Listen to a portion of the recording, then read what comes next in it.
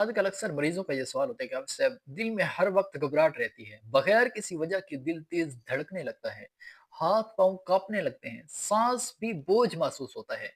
कुछ ठीक होने के बावजूद दिल मुतमईन नहीं होता। तो इसकी क्या वजह है? ये जो कैफियत है ना, ये बेचैनी, ये दिली सुकून ना होने की वजह से ये होता है, जो आज के दौर में बहुत आम हो चुका है। इसकी असल वजह दिल का अल्लाह से दूर हो जाना, नमाज ना पढ़ना, अल्लाह से दूर हो जाना। कुरान हमें इस बीमारी का निहायत वाज़ेह इलाज बताता है।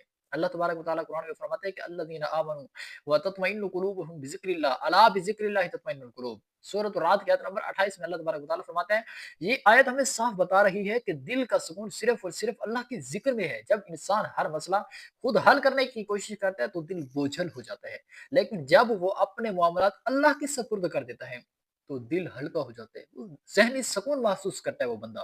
बेचैनी के मरीज को चाहिए कि रोजाना फजर और इशा के बाद चंद मिनट खामोश बैठकर सिर्फ अल्लाह का जिक्र करे, गहरी सांस ले, बार बार अल्लाह को याद करे और इस आयत मुबारक का विर्द करे।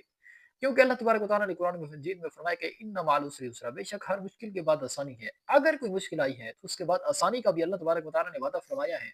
तो आप परेशान ना हो, इस आयत मुबारक को विर्द करें, इसको पानी पर दम करके पिएं, तो इंशाअल्लाह अज़्ज़ा वजल आप काफ़ी बेहतरी महसूस करेंगे। मज़ीद मालूमात के लिए आप मुझसे राब्ता कर सकते हैं।